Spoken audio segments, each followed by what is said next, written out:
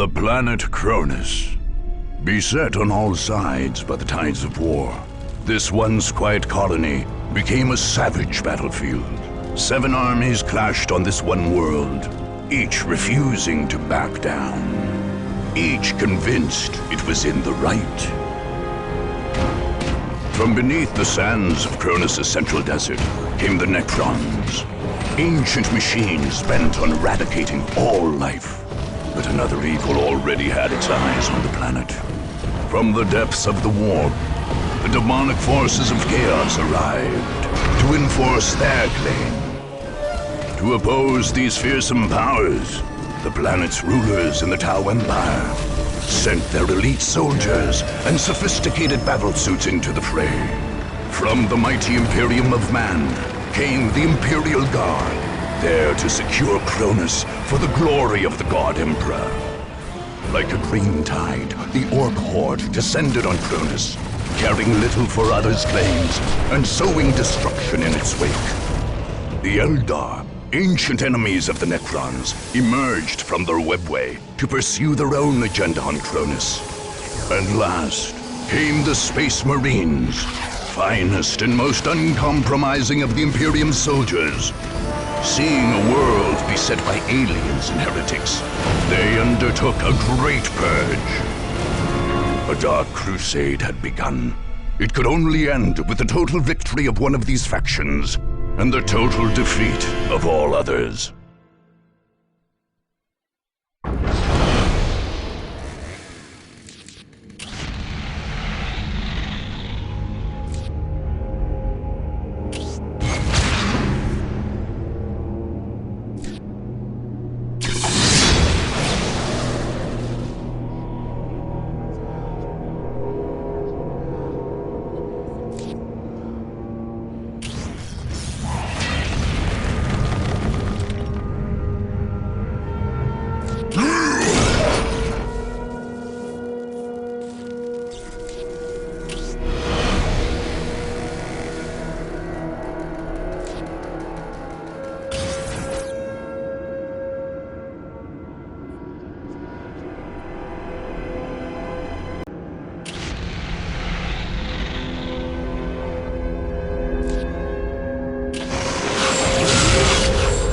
The powers of chaos manifested in the once pleasant Deimos Peninsula on the southern coast of Cronus, transforming it into a blasted hellscape. Summoned by heretical cultists, the Black Apostle Eliphas the Inheritor emerged from the warp, leading a whole company of the Word-Bearer Chaos Legion. These heretical Space Marines had been to Cronus before, fighting against their loyal brothers during the dark days of the Horus Heresy.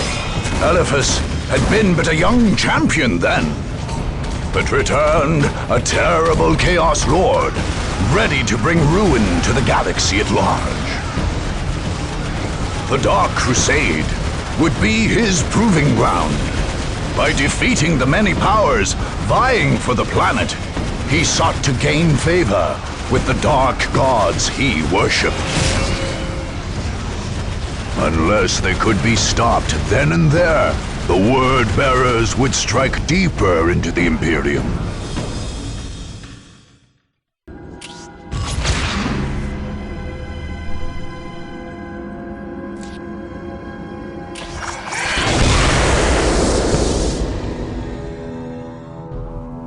In the depths of Craftworld Ulthwé, the Eldar Farseer Taldir foresaw the return of the Necrons and their campaign of galactic genocide.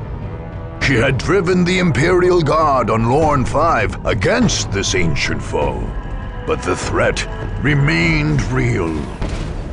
When the Necrons rose on Cronus, Taldir faced a new problem. This planet on the galaxy's edge was beyond the reach of the Eldar webway. Instead of traveling from the craft world via this ancient system, Taldir's forces arrived aboard her wraith ship, the Vision of Lilith. This alien vessel hid at the edge of the system while an advance party took a small shuttle to the frozen wastes of Tyria. There, they erected special gateways linked to the holds of the Vision of Lilith. The Eldar found the planet in a sorry state. The Necrons were on the march, and the assortment of other powers on Cronus could not be trusted to stop them. Abandoning her habitual manipulations, Taldir ordered her forces to begin an all-out conquest of Cronus. If none of the Mon-Kai would stop the Necrons, the Eldar would do it themselves.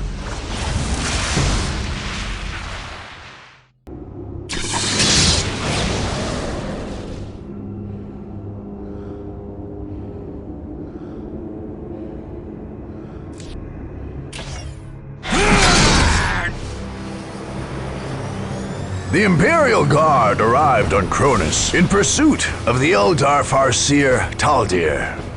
General Lucas Alexander found more than his prey there, however. He found his destiny. General Alexander claimed the abandoned city of Ironworks Bay as a base of operations and found there the massive Hellstorm cannon of an Imperator war titan. Tech priests had brought this fearsome relic to Cronus millennia ago, soon after it was cut from a heretical war machine during the Horus Heresy.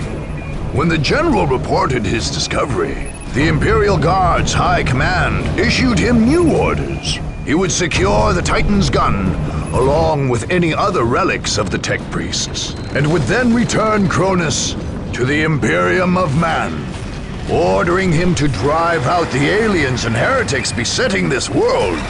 Segmentum Command named Alexander Governor Militant and created the 1st Cronus Regiment from his ground forces. The new governor quickly renamed the city itself Victory Bay, making it his new planetary capital, while his men adopted the sobriquet of Liberators for the regiment.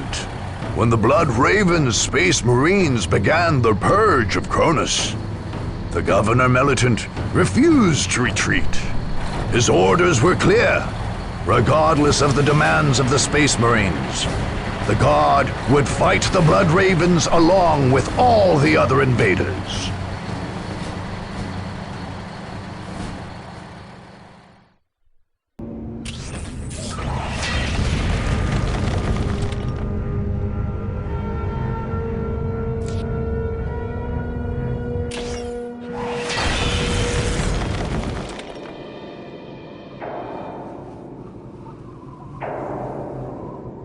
The Necrons had lain buried in the sands of Cronus for eons, having retreated there at the end of a great war only hinted at in the histories of ancient races like the Eldar. Long before man even stood upright, the Necrons and their dark gods had retreated to their tomb worlds. But their slumber was not eternal. Eventually their genocidal deities awoke them again, driving them to purge the life that had spread across the galaxy during their sleep. On Cronus, this awakening came when an archaeological team opened a mysterious crypt on the arid Thor Abyss Plateau. Most of the team died, but expedition leader Thomas Maccabee somehow became one of the mysterious Necron pariahs. Seemingly retaining a hint of his personality, he occasionally spoke for the Silent Army as it advanced. The Necron Lord of Cronus, the most ancient and powerful of the deathless creatures on the planet, promptly launched a campaign of extermination. His loathsome god, the Nightbringer, hungered for the deaths of all those on Cronus.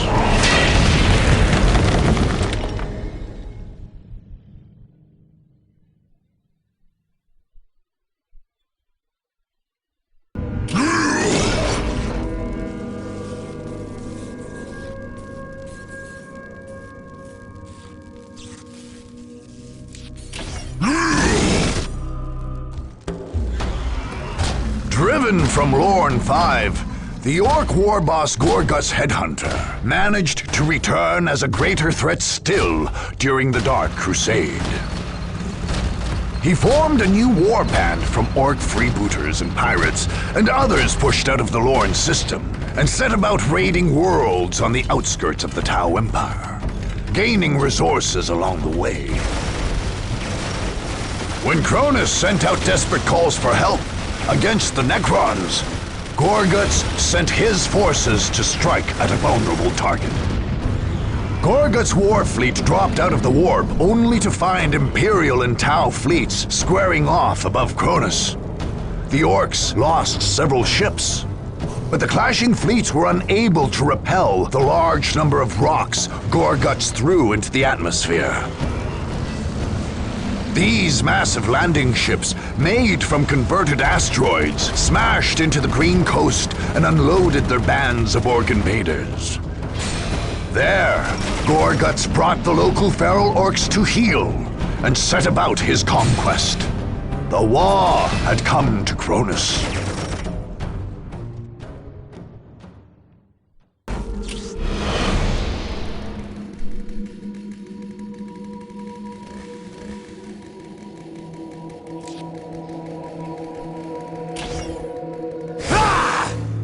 The Space Marines of the Blood Ravens chapter arrived on Cronus like the mailed fist of the Emperor. Acting under orders from his chapter master and chief librarian, young brother Captain Davian Thule ordered the Blood Ravens to carry out a thorough purge of this world.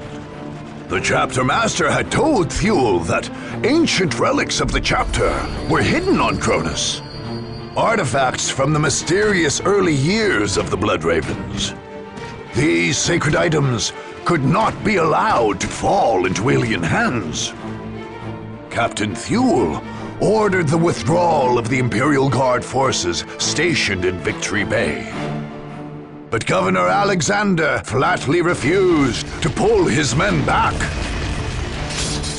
Thule judged the governor a good man, but had little choice but to send his Space Marines to battle the governor's troops, along with all the other powers on Cronus. The Blood Ravens' willingness to fight soldiers of the Imperium did not go unnoticed.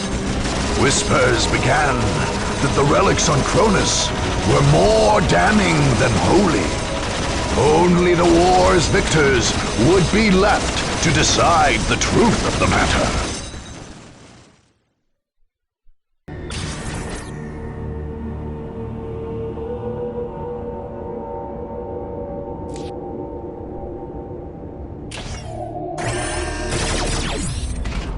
The rise of the Necrons and the arrival of other powers on Cronus was a threat the Tau Empire could not ignore.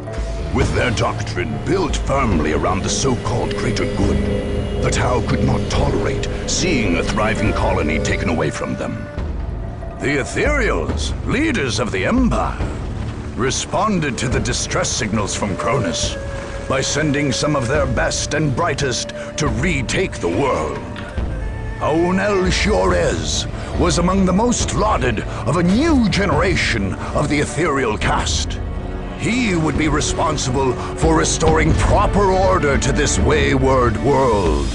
With him came the military leader, Shas'O, a student of the teachings of Commander Puretide. Okais brought a massive force of fire-cast warriors, as well as auxiliaries from the Tau's allied races, the Kroot and the Vespid. Tau ground forces landed in the city of Tashin, or Asharis, to use its true imperial name. And from there began the crusade to retake the planet as a whole.